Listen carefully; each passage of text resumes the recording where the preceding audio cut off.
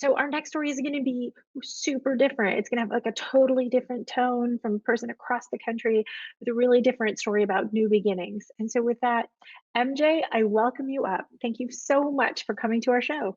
Thank you so much, Megan. When I was 2 years old, my family of five, my two older sisters and me, and my parents, we immigrated from Seoul, Korea to Toronto, Canada.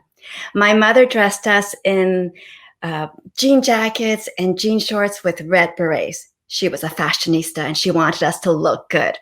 It's October, and unfortunately, the day that we landed was one of the coldest days in Toronto's history. The three girls, aged 2, 3, and 5, are huddled together at Pearson International Airport, waiting for my father's older brother, Samchun, to pick us up. And when he does, he takes us to this small house that smells of mothballs.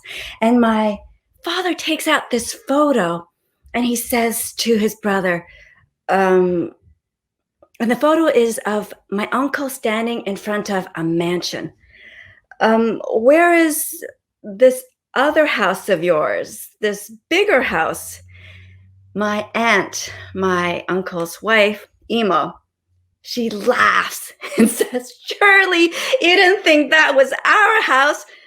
My husband's just a gardener."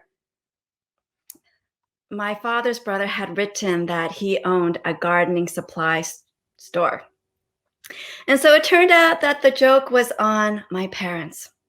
My father was a bank manager in Seoul, Korea, and he thought he had a job waiting for him. Unfortunately, a subordinate of his, someone who worked under him, had just taken that job, and there was no need for another Korean language bank worker at this branch.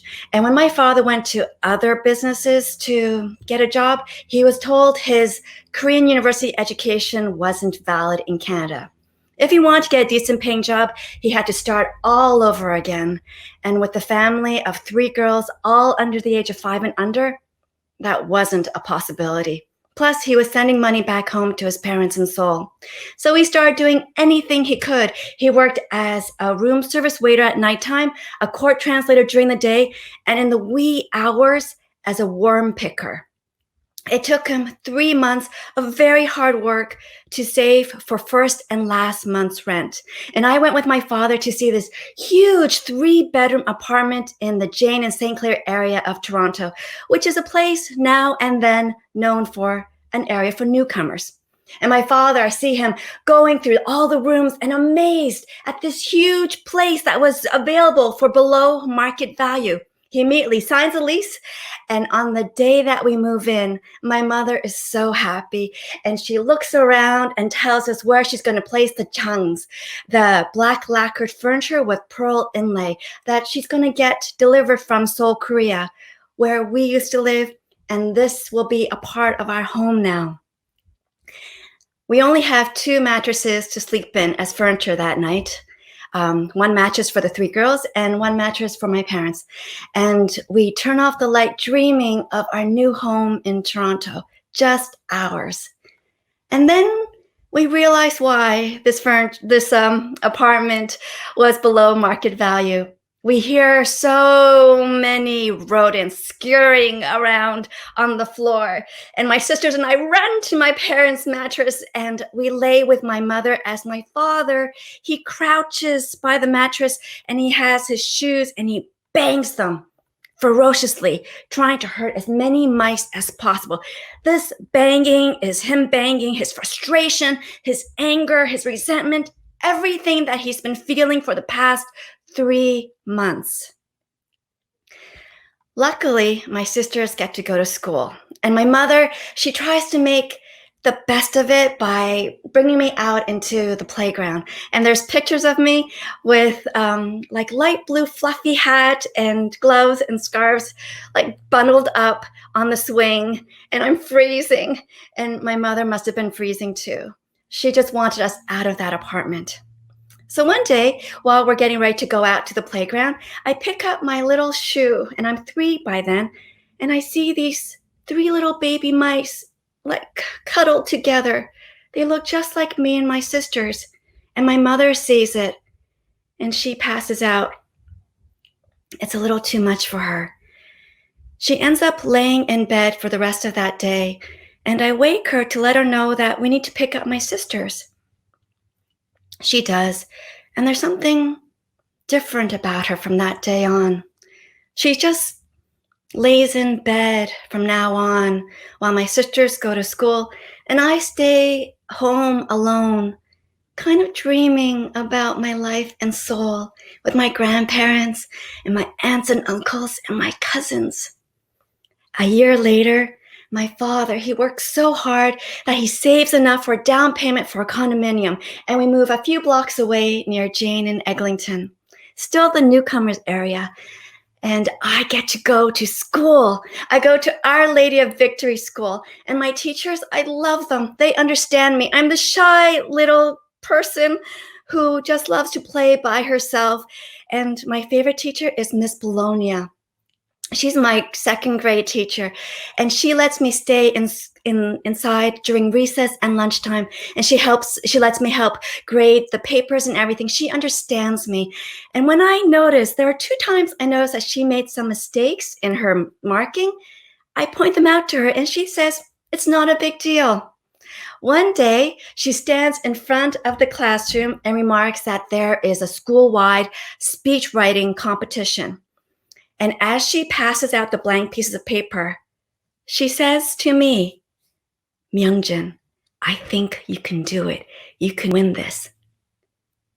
I look at this blank piece of paper. I don't know how to write a speech. And when the school bell rings, I fold it up and put it in my back pocket.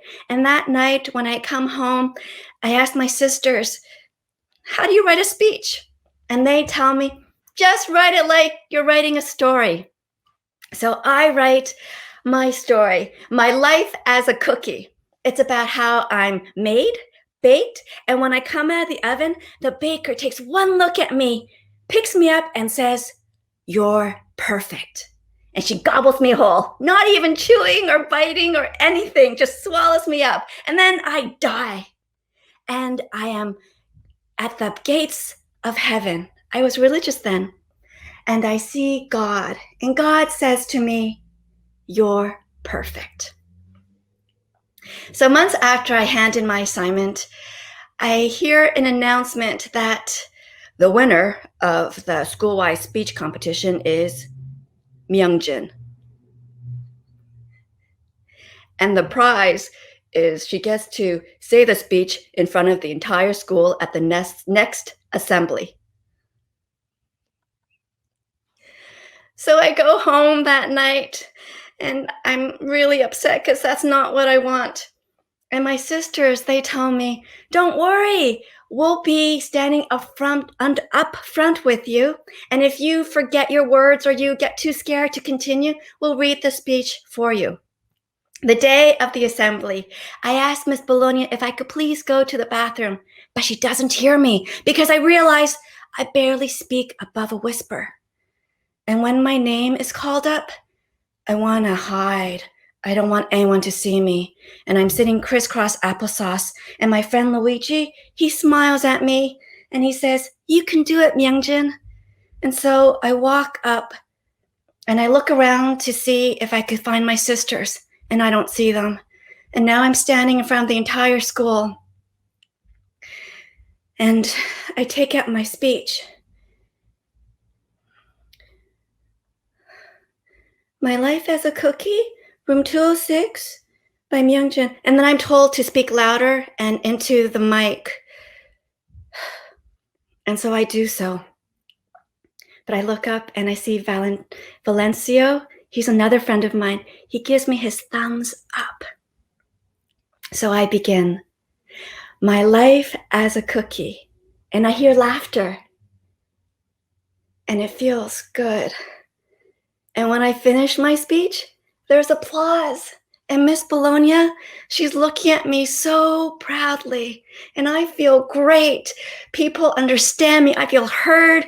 I feel appreciated. I feel understood. And that was the beginning of when I decided I could maybe write. And so I do. I end up writing 8 plays that get professionally produced. I start acting on stage. I act across America and the United States, and I even get to be on a television show in Canada. So last year, I asked my parents, they now live in long-term care, and I said, "Do you regret coming to Canada?" And they said to me, "No, because you and your sisters have done well." And we have done well. I'm married, I live in Venice, I have a 12-year-old daughter, and I have a cat who brings in mice, and my daughter, she loves feeding those mice. Thank you very much.